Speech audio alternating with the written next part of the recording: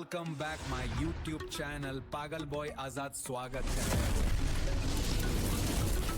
हंसो और हंसाओ। मेरे ससुराल से फोन आया मेरे पति का, मीठी मीठी बातें कर रहा था, आ जाओ घर, मैं तुझे लेने आ रहा हूँ।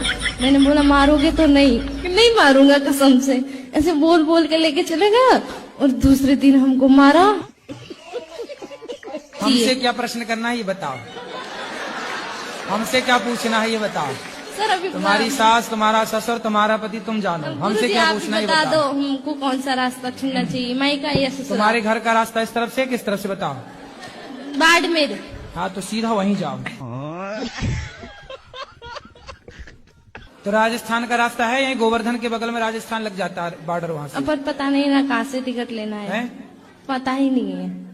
पढ़ी लिखी नहीं हो क्या? पढ़ी लिखी होती तो यहाँ थोड़ी होते। तो आप इतने जल्दी ब्याह क्यों कर लिए? गांव में जल्दी शादी हो जाती है गुरुजी, क्योंकि लड़के बिगड़ जाते हैं, लड़कियां भी बिगड़ जाती है। आज के मॉडल में सही जमाने में और सही टाइम से शादी हो जाए ताकि लोग नहीं बिगड़ सकते। क्योंकि ये मेरे गले में टंग गई ना, मेरे को टेंशन आ गया कि इसकी जिंदगी देखनी है, एक लड़की को भी देखनी है गुरुजी।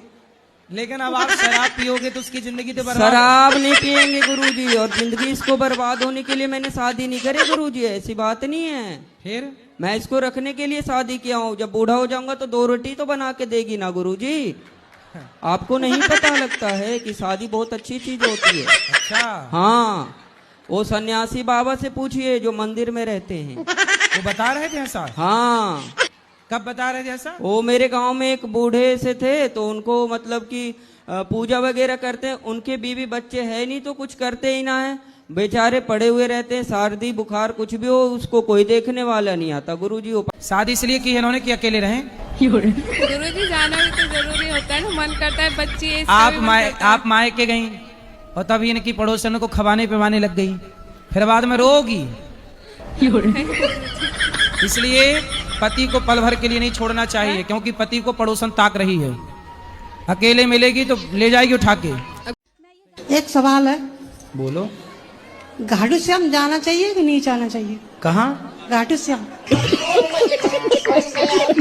घाटू कौन? कहाँ? बोलो मैया। घाटू श्याम। आजकल कुछ लड़कियां और कुछ लड़के फ्रीडम के नाम पे गलत ही करने लग गए। हाँ वो समझ। तो फ्रीडम का मतलब ये नहीं है कि आप मर्यादाएं भूल जाएं, जी, संस्कार भूल जाएं। जी। तो फ्रीडम का मतलब आजकल फ्रीडम के नाम पे लड़कियां शराब पीने लग गई कि छोरी कोई छोरा से कम है कि मैं भी शराब पीऊंगी। सिगरेट पीने लग गई फ्रीडम के नाम पे। सही है कि गलत है? गलत है। आपके रीवा में शराब पीने लग गई लड़कियां? सर पीती तो है और सिगरेट पीती हैं। हाँ। अब देखो ये फ्रीडम वाली लड़कियां हैं। हाँ। तो फ्रीडम जैसे ही हावी हुआ जी, वैसे ही सूप न खा के रास्ते पे चल पड़ेगी। फिर उनका भी नाक कटेगा। प्रणाम गुरुजी। हाँ प्रणाम। गुरुजी हमारे घर में कई साल हो गए कीड़ी नहीं जा रही, चींटियां। चींटी नहीं जा रही जी, केवल आ रही है। आ रही हैं गुरुजी, जितनी लक्ष्मण रेखा लगाते हैं उतनी ज्यादा पैदा होती हैं। तो आपके यहाँ की चींटी एडवांस मिर्चा भी खाती है? हाँ जी, मैं तो आपके यहाँ की चींटी और एडवांस है, नमक भी खाती है। हाँ सब्जी में भी भर जावे जी। सब्जी हाँ तो ठंडी वाली खाती है कि गर्म सब्जी? ठंडी में भी भर जा जी हैं तो। सब्जी में? हाँ जी, मतलब चींटियों की कृपा ज्यादा है। ज्यादा हो रही जी। आप पिछले जन्म में चींटी तो नहीं थी कि आपको देख के हमारी महारानी तो यहाँ है? आप चींटियों की भी एक रानी होती। हमारा एक ही सवाल है कि हमेशा अच्छे लोगों के साथ ही बुरा क्यों होता है? आम के पेड़ पर ही डंडे फेंके जाते हैं, पत्थर फेंके जाते हैं। जो अच्छाइयों से भरा होता है उंगलियां भी उसी ओर उठती हैं। दुष्टों की तरफ उंगलियां कौन उठाएगा? पर हम हमेशा सबके साथ अच्छा करने की कोशिश करते हैं और करते भी, पर वही लोग हमारा इतना बुरा चाहते हैं तो बहुत तकलीफ होती है हमें। हमने हमेशा एक बात कहता हूँ कि हमारे देश में जो कुत्ता है, हमारे भारत के कुत्ते भी बड़े ईमानदार हैं। यदि आपकी रोटी खाएंगे ना तो रात भर आपकी चौकीदारी करके रोटी का हिसाब चुकाते हैं कुत्ते। लेकिन आज का इंसान ऐसा हो गया है कि जिससे वो ले लेता है पैसे, जिससे वो मदद पा लेता है, उसी के खिलाफ षड्यंत्र रचने लग जाता है। महाराज क्या पुरुष आयोग बनना चाहिए कि नहीं बनना चाहिए? भाई महिला आयोग तो है। अब महिलाओं का जब उत्पीड़न पुरुषों पे बढ़ रहा है तो पुरुष आयोग भी होना चाहिए महाराज। पुरुषों की कोई नहीं सुनता।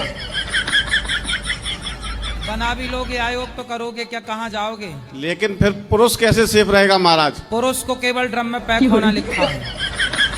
पुरुष के भाग्य में केवल ड्रम है, नीले वाले ड्रम ढूंढ लो और आसपास रखो उनको। तुम्हारे भाग्य में केवल ड्रम है। लेकिन महाराज संविधान में कुछ तो पुरुष के लिए होना चाहिए। कुछ नहीं है संविधान में पुरुषों के लिए केवल मरना है, बेमौत। महाराज जी, मेरा प्रश्न ये है कि हमारे ही परिवार में एक आदमी है, मतलब मेरे ही परदादा हैं, वो कम से कम 80-100 साल पुरानी उनकी डेथ हुई थी किसी दुर्घटना में गिर के। तो तब से वो हमारे घर पे पितृदोष लगा हुआ है। तो कितनी भी पूजा कर ली है, हमारे उत्तराखंड में क्या होता है कि नचाई होती है, नचाई पूजाई, उसमें बकरी की बलि दी जाती है। वो पता नहीं कितनी हो चुकी है, लेकिन अभी तक हमको मुक्ति नहीं मिली है उस पितरात्मा को। और हम सब परिवार वाले, कुटुंब वाले सब परेशान हैं, और हम तीसरी पीढ़ी हैं। बकरा काटने से सदगति नहीं होती। लेकिन महाराज, ये तो पुरानी प्रथा चली आ रही है, हजारों साल पुरानी। वो पंडित जी कहते हैं बकरा काटने की, बकरा मंदिरों में ले जाके बकरा काटते हैं। आप बताओ किसी का खून बहाना सही है? अब पता नहीं महाराज जी, पंडित तो बिल्कुल बोलते हैं, पंडित भी कहते हैं कि ले जाओ इसको। गलत है। आप ही बताओ, क्या आपकी उंगली काट दी जाए सही होगा?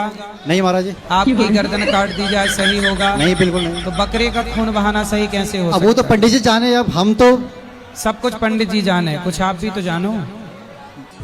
राधे राधे। राधे राधे। मेरी भक्ति खत्म हो गई। तो खत्म होगी तो फिर चालू कर लो। नहीं हो रही है ना, मतलब हैं?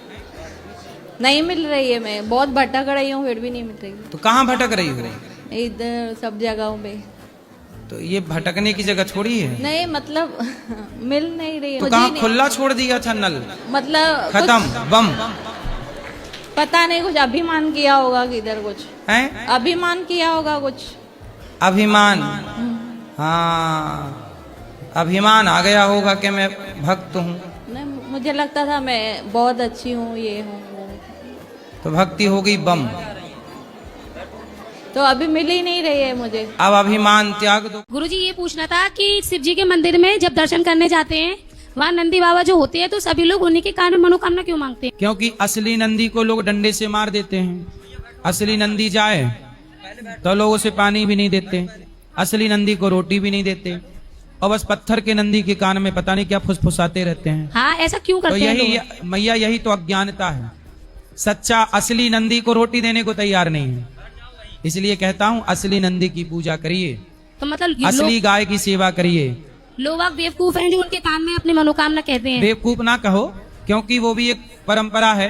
पर जब तक देखो, जब असली नंदी ना रह जाएं, तब तो फिर पत्थर की नंदी से सब काम होगा। नहीं, ये कहते हैं सभी लोग कि मतलब उनके कान में मनोकामना कहो तो भोले जी तक पहुंचती है। नहीं, ऐसा है कि गाय बछड़ा जब ये बहुत खुश हों, जैसे आप गाय की सेवा करते हैं, तो कई बार गाय ना प्रसन्न होकर नाचती है, मतलब उछलती है जमीन से। जब वो खुश होती है ना, गाय और बछड़ा जब खुश होते हैं तो वो जमीन से उछलते हैं।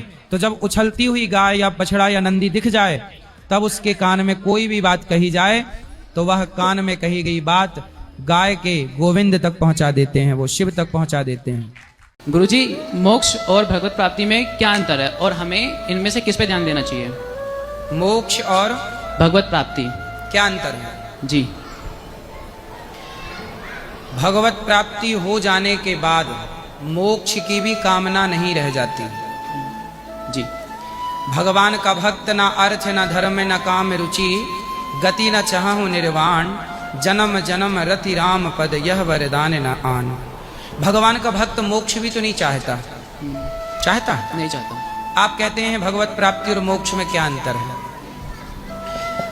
अंतर केवल इतना है कि भगवान को पा लेने के बाद मोक्ष भी तुच्छ सा लगने लग जाता है, भगवत प्रेम प्राप्त कर लेने के बाद। इसलिए मोक्ष बहुत छोटी चीज है और भगवान को पा लेना प्रेम के द्वारा ये बहुत बड़ी चीज है। भगवान की प्राप्ति में ऐसे करोड़ों मोक्ष वारी वारी जाएं तो मोक्ष की कोई वैल्यू नहीं है। किसके आगे? तो हमें भगवत प्राप्ति के आगे। अब बोलो आगे। मैं भगवत प्राप्ति करने के लिए क्या क्या ध्यान रखना चाहिए? भगवत प्राप्ति के लिए पहला है सत्संग। सत्संग करेंगे तो भगवान से प्रेम होगा। जी। प्रेम होगा तो भक्ति होगी, और भगवान भक्ति के ही अधीन होते हैं। अहम भक्त पराधीना यस्वतंत्री वध्वजा। तो भगवान किसके अधीन होते हैं? भक्ति। भक्त के। और भक्त कैसे, भक्ति कहाँ से आती है? बिनु सत भक्ति स्वतंत्र सकल सुख खानी, बिनु सत्संग न पावे प्राणी। बिना सत्संग के भक्ति नहीं मिलती। तो मूल सत्संग करो, भगवत चर्चा सुनो, नाम जप करो, और अच्छे कर्म करते हुए पैसे कमाओ। राधे राधे गुरु जी। बहू जी सब नहीं, फिर क्या?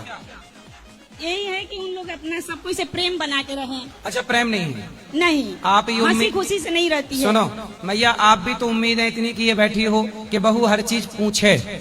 आज के जमाने की बहुएं नहीं पूछ रही हैं। जितना पूछ रही हैं उतनी में खुश रहो। कितना पूछती है? पावा पड़ती है आपके? नहीं। आपका बेटा आपको प्यार करता है? जी वो करता है। प्रेम? हाँ। तो आपका बेटा ही प्रेम करेगा आपको।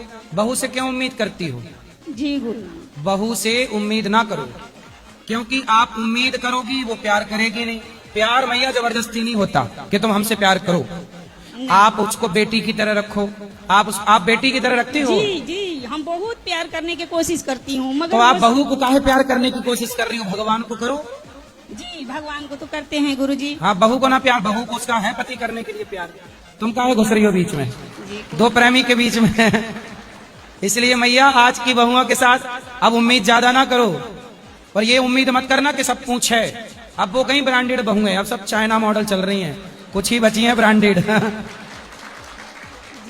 और सुनो, मैं आपको एक उपाय बता सकता हूँ, फिर बहू आपको प्यार करेगी। एक मंत्र है जी। आप रोज ना बहू की तारीफ किया करो। करती हूँ गुरु जी। कहाँ कर रही हो? बुराई कर रही हो तुम। आपसे न बोलती हूँ। जब हमसे बुराई कर रही हो तो पड़ोसन से क्या बोलती होगी? नहीं, अच्छी सुनो। करती हूँ। सुनो, आप सबसे अपनी बहू की प्रशंसा, मेरी बहू बहुत अच्छी है, मेरी बहू खूब बढ़िया खाना पीना देती है, मेरी बहू खूब पांव दबाती है, मेरी बहू जैसी भगवान सबको। और बहू के सामने कहा करो, पड़ोसन को बिठा लिया करो बगल में, और बहू को सुना सुना के बड़ाई किया करो। अरे मेरी बहू जैसी भगवान सबको बहू दे, खूब सेवा करती है, खूब पांव में तेल लगाती है, खूब बात मानती है। ऐसा कहोगी तो अपने आप बहू सुनने लग जाएगी, अरे बहू तो मेरी तारीफ कर रही है, अब तो करूंगी।